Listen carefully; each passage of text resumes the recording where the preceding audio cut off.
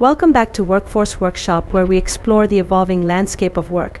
I'm your host, Chiraz Kelly, and today we're diving into a topic that's reshaping our professional lives: remote work and workplace flexibility in 2025. Whether you're an employer adapting to new norms or an employee navigating this new era, this episode is for you. So sit back or take a walk while you listen, because that's the beauty of what we're discussing today.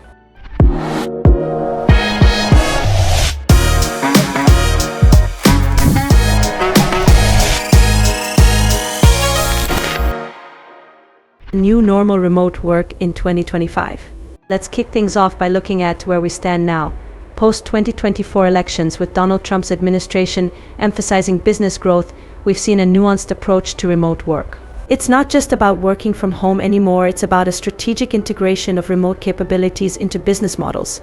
Statistics and trends: according to recent surveys, about 71% of companies have embraced some form of permanent remote work. This isn't just a trend, it's becoming the backbone of modern business operations. However, there's a twist: not all remote work is equal. We're seeing a rise in structured hybrid models, where companies dictate specific days for office presence to foster collaboration and culture. Why it matters: remote work has proven to increase productivity in well-managed environments, with productivity gains up to 13% as per Stanford's research. But it's not just about numbers, it's about giving employees control over their work-life balance, which has become a non-negotiable for many. Challenges, however, it's not all smooth sailing. There's a strong pushback from some sectors, fearing the loss of corporate culture, innovation, and mentorship opportunities. How do we bridge this gap? Flexibility, more than just a buzzword. Flexibility in 2025 isn't just about location anymore, it's about when, how, and what work gets done. Let's dive deeper. Flexible schedules: we're seeing a shift towards asynchronous work, where the focus is on outcomes rather than hours logged. This means employees can work when they're most productive, whether that's early morning or late at night.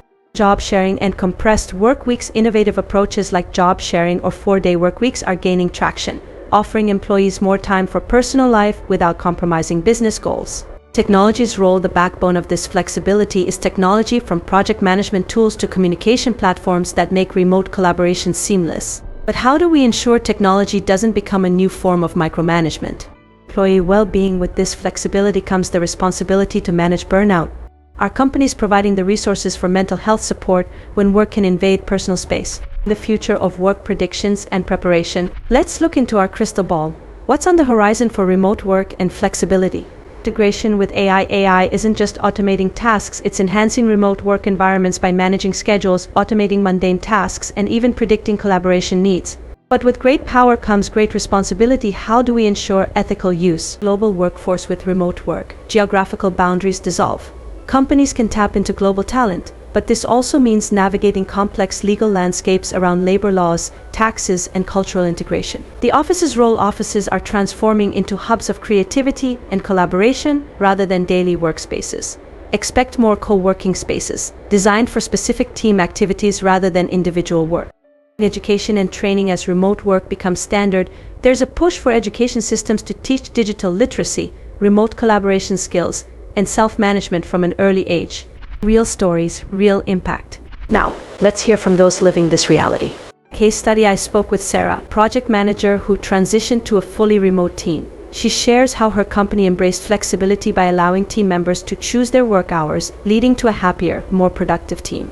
Challenges faced: on the flip side, Tom, a small business owner, discusses the struggle with maintaining company culture and the fear of missing out on spontaneous innovation that office environments can foster. With success stories, we also have inspiring stories like that of a tech startup that's completely remote, leveraging global talent to innovate faster than ever before. Conclusion: as we wrap up, remember, the future of work is not set in stone, it's being written by us every day.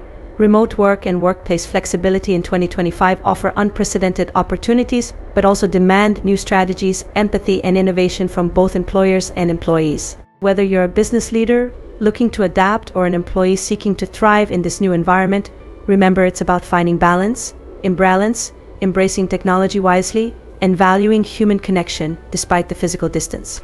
Thank you for joining me on this journey through Workforce Workshop. Don't forget to subscribe, rate, and review our podcast. Your insights help us bring you the content that matters in shaping the future of work. Until next time, keep innovating, keep adapting, and most importantly, keep connecting. Join our podcast for more insights, and let's build the future of work together. See you next episode.